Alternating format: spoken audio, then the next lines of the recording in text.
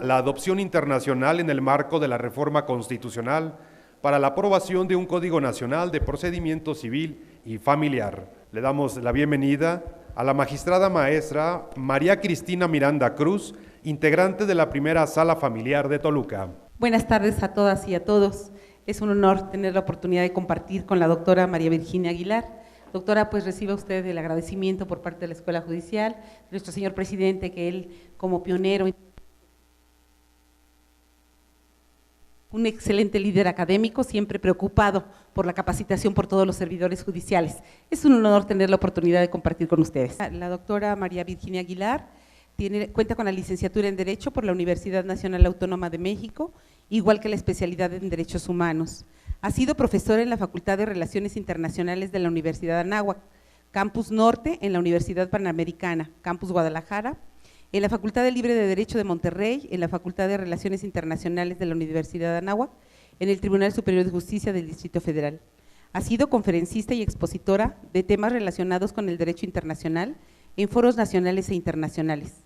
Actualmente es profesora de Derecho Internacional Privado y Tratados Internacionales en la Facultad de Ciencias Políticas de la UNAM. Es miembro de número y expresidenta en el periodo 2012-2013 de la Academia Mexicana de Derecho Internacional Privado y Comparado, AC. Miembro del Grupo de Asesores Externos de la Consultoría Jurídica de Secretaría de Relaciones Exteriores y titular y fundadora de Aguilar International, despacho especializado en litigio de Derecho Internacional de Familia. Bienvenida, doctora, y pues es todo suyo el auditorio, que estamos ávidos de conocer pues su punto de vista respecto a estas reformas que sin duda van a tener un gran impacto para nosotros como juzgadores mexicanos y que bueno, nosotros también contando aquí en el Estado de México con un verdadero acervo muy amplio en la cuestión de la adopción, a ver cómo lo mira en este estudio que usted ha realizado. Y bueno, creemos que la adopción pues es un tema muy sensible. Cómo no, nosotros que hemos tenido la oportunidad de estar como ser juzgadores y atender esta situación de adopciones, sin duda que es un tema tan sensible y además las consecuencias, sobre todo nuestros niños mexicanos, que no solamente se quedan aquí, sino que salen al extranjero, y que sin duda se queda esa preocupación en cada uno de nuestros corazones, independientemente de un trámite jurisdiccional. Muchas gracias, doctora. Muchas gracias, buenas noches a todos. Me da mucho gusto estar en este foro porque yo soy parte también del Estado de México, soy litigante en el Estado de México también y conozco a varios de ustedes como pues en la práctica diaria. Solamente aclaro, no soy doctora, ojalá y lo fuera, estoy en la maestría apenas, pero bueno, estoy intentando llegar a algo más. El presente trabajo es solamente para hablarles a ustedes primero sobre la adopción internacional y las reformas que propone la reforma constitucional para la aprobación de un Código Nacional de Procedimiento Civil y Familiar. Creo que me gustaría empezar simplemente con una idea, primero, de qué ha pasado con la adopción en los últimos 25 años. Esta adopción, estas reformas que se proponen, me parece que están un poco fuera de lugar. Si bien es cierto que es necesario hacer mucho más por las adopciones en México, no es posible que se tome en una reforma una idea de que hay 30,000 niños por adoptar en México cuando salió en el periódico El Financiero, o que cuántas personas han adoptado y cuántas adopciones se han dado o no, cuando viene una referencia periodística de un periódico que ni se conoce. Yo creo que este es un tema muy serio, muy importante y que los estados de la República lo han tomado muy de frente. Cuando yo inicié en la Academia Mexicana de Derecho Internacional Privado, inicié precisamente con una adopción internacional en práctica. En ese momento de verdad no teníamos nada, estábamos en pañales, no teníamos los conceptos de adopción plena y de adopción semiplena, pero casi todas las adopciones se tramitaban en la vía de semiplena o simple. Por otro lado, eran revocables y pues el mundo realmente estaba pasando por un mal momento en las adopciones, a grado que había muchos países de Latinoamérica, en especial Guatemala e incluso México, que eran países exportación en forma de adopción. Esto, y había una serie de adopciones irregulares que no eran adopciones, eran las personas que querían adoptar, se iban con la persona que iba a tener al bebé, registraban al niño a nombre de los que querían adoptar y finalmente no adoptaban, simplemente se quedaban con el niño. Esto ha trascendido muchísimo porque a partir del momento en que se firmaron las convenciones de La Haya y la Interamericana sobre competencias, están aquí las… ¿Puedes pasarlas, por favor? La siguiente. Exactamente, se firmaron la Convención Interamericana sobre Conflicto de Leyes y la Convención de La Haya en materia de adopción internacional. A partir de 1995, en que México es país firmante, las cosas cambiaron radicalmente. ¿Radicalmente en qué sentido? Por principio teníamos un problema real para poderlas aplicar, las convenciones, porque independientemente de que se introdujeran por artículo 133, teníamos que, esta era una legislación que correspondía a las legislaciones estatales.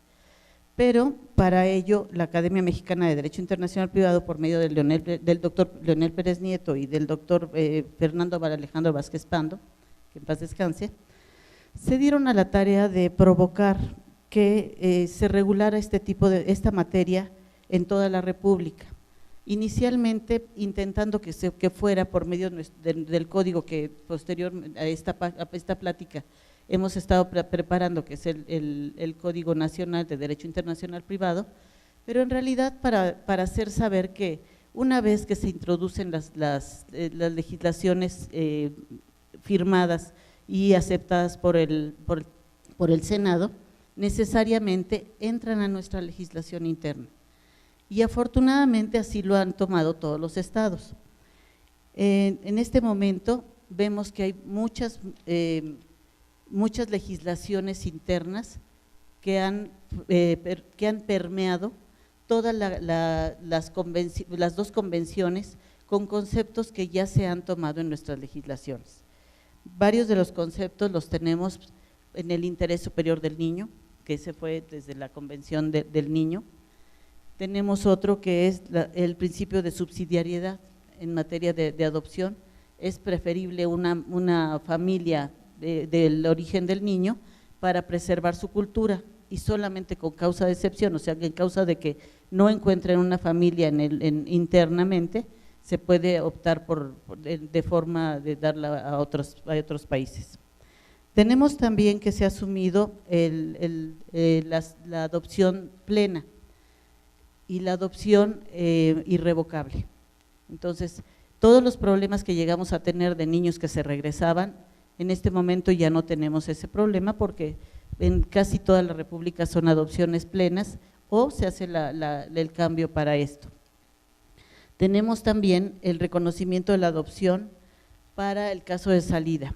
O sea, al momento en que se aceptaron las dos convenciones, se instalaron por obligatoriedad las autoridades centrales mexicanas. En este caso fue el DIF nacional con los DIFs de toda la República y la Secretaría de Relaciones Exteriores por medio de la Oficina de Familia.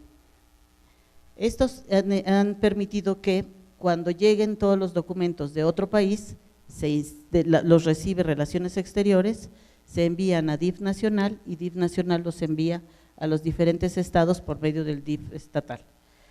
Posteriormente se llevan a cabo el seguimiento de la adopción ya en el DIF nacional o en el DIF del estado que corresponda, que cada DIF y cada estado ya tienen leyes especiales perfectamente definidas para esto, y en donde se establece el certificado de idoneidad para los padres, o sea que sean padres idóneos, que se establecen incluso para adopciones nacionales, y se establece el oficio de adoptabilidad del menor para el caso de que vean que ese niño sea efectivamente adoptable.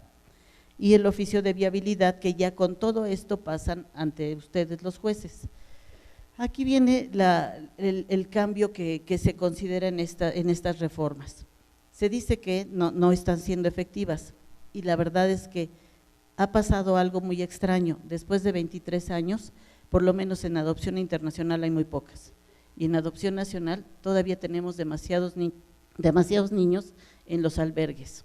Esto nos lleva a pensar que esta ley, precisamente, o este tratado de reforma, hace una propuesta principal en atención a la figura de adopción, porque la exposición de motivos son 3 hojas solamente sobre adopción, aunque hay una serie de cambios que se consideran, que yo creo que se tienen que estudiar bastante porque no todos los cambios que proponen son correctos. Sin embargo, aquí se presentan en esta iniciativa una opción que a mí me parece que son pasos hacia atrás. Independientemente de lo que hayan propuesto sobre adopción nacional e internacional, o sobre adopción internacional y adopción hecha por extranjeros, que está establecida en base a las 2 convenciones, pero los remiten a ustedes para que lean las convenciones y no las establecen perfectamente aquí como debiera de ser, porque ya nosotros hemos tomado todos los conceptos, no necesitamos más, no necesitamos ir hacia atrás y ahora ir otra vez a buscar en las convenciones. Creo que se debe de establecer aquí lo que vamos a tratar en el siguiente panel, pero me quiero detener un momento en una cosa que sí me preocupa. Dentro de los cambios que proponen, se establece un mecanismo único que ha de observarse en las solicitudes, trámite y resolución del procedimiento de adopción en toda la República Mexicana. Para esto están creando un subsistema nacional de adopciones. Esto, a mí me parece que lejos de ayudar a que haya una rapidez en las adopciones, va a haber mucho más trámites y va a ser más difícil para hacerlo. A mí me parece que los jueces no tienen ningún problema para dar adopción, ellos ya tienen todo el bagaje que necesitan cuando llegan las personas a adoptar. O sea, cuando llegan con ustedes, ya el DIF tuvo que haber hecho todo el certificado de todos los estudios a las personas, ya tienen que tener todos los problemas que pueden tener los niños y ya llegan directamente con ustedes para que hagan en una sola audiencia la tramitación de la adopción. Pero aquí nos están diciendo que ya vamos a tener un solo trámite único, pero en oralidad, con 3 audiencias y en el caso de las adopciones internacionales, además con un procedimiento especial que no viene aquí, entonces va a ser todavía más complicado. Y además establecen una parte que a mí un poquito me aterró, que tienen que llegar directamente con el juzgador a empezar todo el trámite y ustedes ahora tienen que regresar todo al DIF y el DIF tiene que regresarles todo a ustedes. Entonces me parece, lejos de ser más rápido, va a ser pero mucho más complicado. Por otro lado, crean el Registro Nacional de Adopción, con una sección en el Registro Nacional de Población que va a contener el padrón de niñas, niños y adolescentes susceptibles de ser adoptados y los datos de identidad de las personas que pretendan adoptar. Pero al final se va a hacer también el establecimiento de un folio único de solicitud de adopción con número único de registro a nivel nacional. Y aquí viene la parte terrorífica en donde dicen, y además pasarán al registro civil para que se expida el acta de adopción. ¿En qué quedamos? Ya habíamos logrado subsanar todo ese problema, ya teníamos actas normales, iguales que las de un hijo, pues si va a ser adopción plena, pues es plena y es hijo, no necesitamos que se diga que si es adoptado o no es adoptado, solamente para los efectos correspondientes en caso de matrimonio, que esos también vienen en la ley y yo creo que no necesitamos hacer ningún cambio, por lo menos no un cambio tan radical y tan absurdo que nos lleve a retroceder. Y se establece la creación de juzgados familiares especializados en materia de adopción. Proponen cambios en la Ley General de Niñas, Niños y Adolescentes y en las leyes orgánicas. Esto es un retroceso verdadero y yo creo que los que tengamos oportunidad de hacer cambios en ese sentido. Tenemos que establecer criterios claros y no permitir que pase, pues entendemos que el deseo de la persona que hizo este proyecto es verdadera y bueno, que quiera más adopciones, eso es bueno, pero aquí quedaría perfecto eso de no me ayudes, compadre, porque la verdad es que yo creo que la forma de hacerlo resulta bastante fuera de tiempo, fuera del límite, y nos habla de que se va a presentar esta solicitud ante el órgano jurisdiccional competente, poniendo también órganos federales.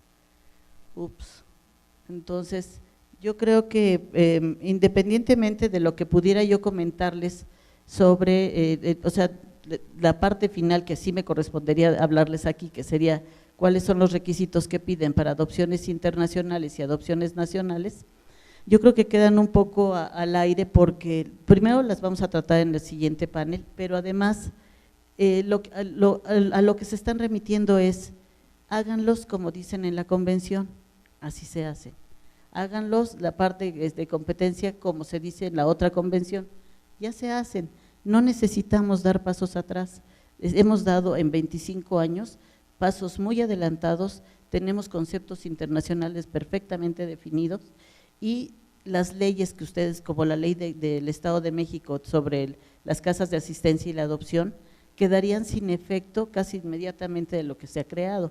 Entonces, no le veo yo la necesidad. Creo que en cuanto a las adopciones internacionales tenemos las que se hacen entre personas que no viven en este país y niños que son originarios de México.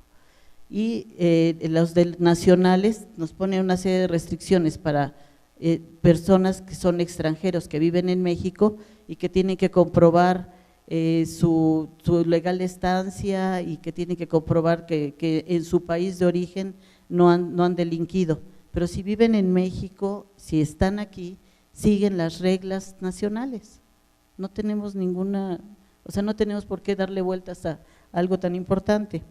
Y tenemos sí me parece que hay una laguna en la ley en cuanto a los mexicanos que adoptan fuera de México, porque, a ver, aquí se presentan dos problemas reales en materia internacional. Como ya tenemos las adopciones internacionales que se manejan por medio de la autoridad central, estas adopciones son de países firmantes.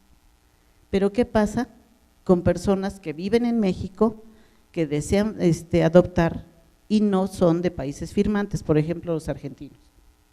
O sea, no es un país firmante, pero esos no tienen derecho a adoptar. Si ya tenemos las reglas claramente establecidas y tenemos una autoridad central que revise, dos autoridades en este caso, yo creo que es muy simple. El juez, en el momento que le llegue una solicitud de los argentinos, tendrá que remitirlos a los argentinos a la autoridad central, que sería el DIF, a que les hagan su certificado de idoneidad y que continúen con el trámite interno.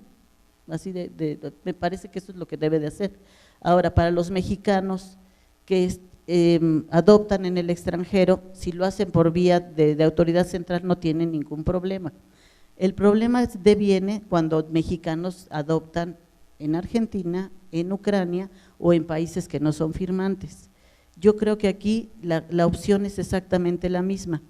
¿Por qué? Porque el último concepto por el cual al final de la adopción que se tiene que cubrir es que regresa ya el niño adoptado junto con los padres adoptantes a la autoridad central de la Secretaría de Relaciones Exteriores, ya con su sentencia, para que les den el permiso de salida. Y los adoptantes tienen que obligadamente demostrar que en el país de recepción o en el país de destino van a ser perfectamente, van a entrar bien esos menores. Es exactamente el mismo cuestionamiento. Si son mexicanos que adoptan en países que no son firmantes, tendrán que venir aquí a la autoridad central a pedir su permiso de entrada de su menor en los conceptos de adopción, y si faltan algunos, o sea, y ser revisada esa adopción, probablemente esa sentencia en la autoridad central que es el DIF, y ver si cubre con los requisitos, y si cubre, pues yo no le veo mayor problema. Creo que el problema sí existe, es real, en cuanto a que nos tardamos mucho antes de que lleguen con el juez. ¿Qué está pasando? O sea, yo creo que sí tiene que haber un mayor trabajo por parte de las personas que revisan a los niños adoptivos, para que si en los primeros 6 meses de estar en un albergue no son adoptables porque no han perdido patria potestad, porque tienen alguna situación jurídica que no está resuelta, tendrán que resolverla, porque para eso tienen la capacidad de ser los tutores de esos niños, que ya resuelvan. O sea, el problema no es la ley, el problema es muchos trámites que se están haciendo. Habemos de ponernos jueces y todos los tramitadores de estas cuestiones a trabajar en lo que tenemos que trabajar. Muchas gracias. Sin duda, como lo comenta la maestra, efectivamente nosotros apreciamos de esta lectura a este proyecto de reforma en relación con lo que tenemos, y hablamos de nuestro Estado de México. La verdad estamos de muy avanzada, ¿no?, en nuestra ley que regula los centros de asistencia social y las adopciones del Estado de México. Al hablar, ¿no?, como figuras muy específicas, aquí el certificado de idoneidad, en este proyecto, pues no se habla ni siquiera en qué va a consistir. Aquí tenemos pues el trabajo social, el socioeconómico, el psicológico, el médico, y nos da pues una amplitud mayor, y efectivamente se acota en este proyecto. También es importante considerar todos estos aspectos, y pues no sé, doctora, qué opinión le merezca en tratándose precisamente de este certificado de idoneidad, porque el código del proyecto nos habla que sean los solicitantes, pero cuántas y tantas veces vemos, y justamente no solamente en las adopciones, sino en realidad en toda la problemática en materia familiar, la necesidad de extender justamente ese certificado de idoneidad. Ciertamente son ellos los interesados, sin embargo hay una familia extensa, ¿no? Entonces no hay ninguna providencia en ese sentido. ¿Qué opinión le merece? ¿Cree que sea necesario considerar esta parte de analizar el entorno familiar, ese grupo familiar, porque finalmente llegan a lo mejor a una pareja, a unos concubinos, sin embargo a veces ese gran grupo familiar, no sé qué opinión le merezca, si nos pudiera usted señalar. Gracias. De acuerdo a su experiencia. Yo creo que la familia extensa muchas veces no ayuda. O sea, los niños que están en calidad de adoptivos es porque tienen una problemática interna en su familia, que es muy grave y que muchas veces de verdad tienen que perder la patria potestad, padres que son golpeadores, que son agresivos, y la familia extensa, que en este caso serían los abuelos, que serían en línea colateral hasta el 4º grado, los tíos, muchas veces no tienen interés. Ahora, yo creo que eso sí se puede verificar. A ver, les llamamos a la familia extensa en las primeras, como lo dice la ley de ustedes, en los primeros 15 días. Si no acuden, pues es que no tienen interés. Y si no tienen interés, ese niño automáticamente tendría que buscarse la forma de pérdida de patria potestad para que la institución o quien lo acoja de a de veras pueda o tomarlo para sí o poderlo dar en adopción.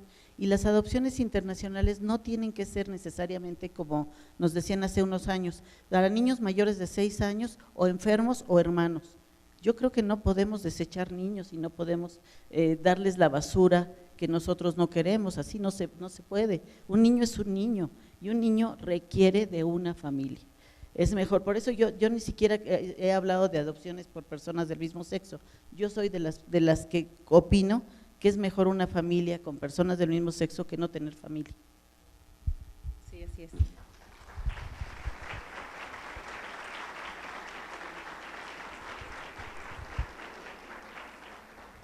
Sí, doctora, pues hay figuras interesantes también en el proyecto, hablando de la suspensión de la patria potestad, que bueno, haciendo una equiparación con la nuestra, realmente en nuestro Código Civil son causas distintas, y aquí nos señalan 2, no sé qué opinión le merezca en cuanto a esta parte de los 6 meses que tienen la oportunidad cuando los padres no acudan, ¿no?, a dar ese consentimiento, que no se localicen.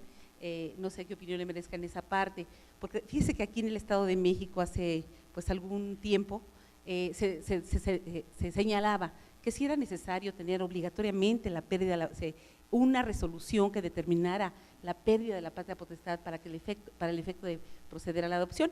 Aquí, como usted sabe y lo ha referido de manera muy puntual, tenemos la entrega de los menores, que no es necesario porque aquí los padres pues justamente hacen la entrega al DIF para el efecto de que los niños puedan ser ubicados en una familia. Estas dos excepciones respecto de la suspensión sí está muy compleja, no es muy clara. Entonces nosotros como juzgadores definitivamente sí tenemos que estar pues muy atentos, porque el Código Civil, por ejemplo, el nuestro, pues trata las causas de suspensión de la patria potestad, y aquí nada más da como esas dos variantes. No sé si quisiera comentarnos.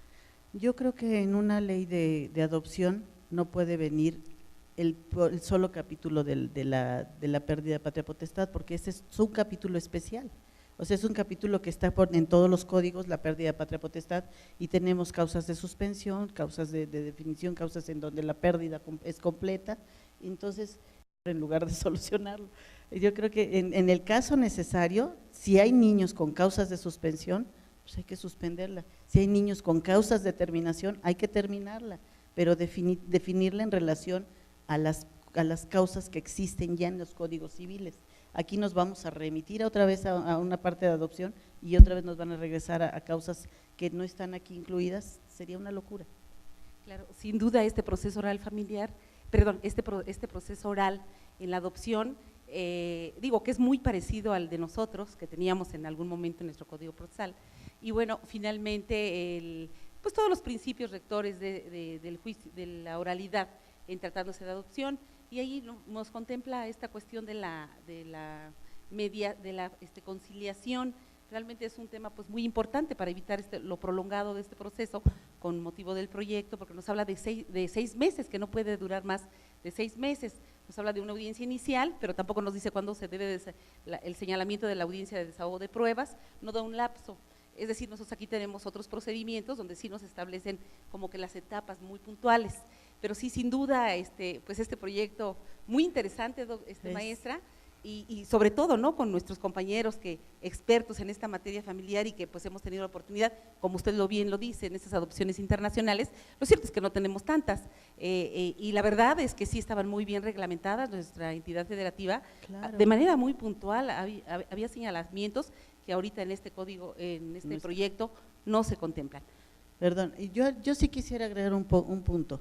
Creo que sí, todos los que tramitamos las adopciones o este tipo de temas, debemos de buscar la forma de que sí se revisen cada uno de los casos de los niños que están en las instituciones, porque yo puedo hablar, por ejemplo, a un DIF y me dicen hay 20 niños adoptables y 100 y tantos que están aquí, ¿no? Entonces, ¿qué está pasando con los otros? ¿Qué pasa con niños mayores de 6 años? ¿Qué pasa con niños que han pasado en las instituciones más de 2 o 3 años?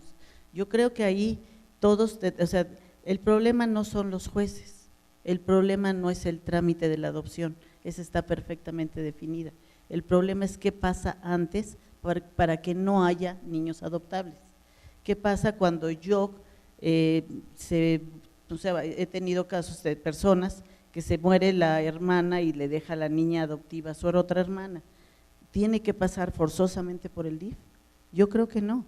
O sea, yo creo que hay adopciones que pueden ser personales, aunque no pasen por el DIF, probablemente sí, de llenar los requisitos de idoneidad, ¿por qué no? O sea, si se pueden llenar para padres extranjeros, también para nacionales, porque además son los mismos requisitos. Así es, y a lo mejor un pequeño retroceso, ¿no?, en tratándose de las adopciones internacionales, que ahí nos obligan a llevar un juicio ordinario, a diferencia de los otros, que no está que es establecido. una jurisdicción voluntaria, y acá, pues bueno, a ver, ven el conflicto y tal, lo mandan como un ordinario, ¿verdad? Entonces sí, ahí se nota, pues bueno, por qué las internacionales de esa manera y por qué las nacionales de manera distinta. No, y debiera de ser un solo trámite como hasta ahorita, es una jurisdicción sí. voluntaria con una sola audiencia, porque ya está perfectamente establecidos y subsanados todos los requisitos. Muy bien. Maestra, pues muchas gracias, agradecemos a esta bella audiencia, y la verdad es que con la muy mejor intención de tomar de lo mejor de este proyecto de reforma, y por qué no abonar en lo que competa a nuestra entidad federativa, hacer alguna propuesta para el efecto que pudiera, siempre pues una ley es para mejorarse, un proyecto, y bueno, pues estamos aquí, y muchas gracias, doctor, maestra, por su participación. Démosle un cálido abrazo a nuestra maestra por su participación.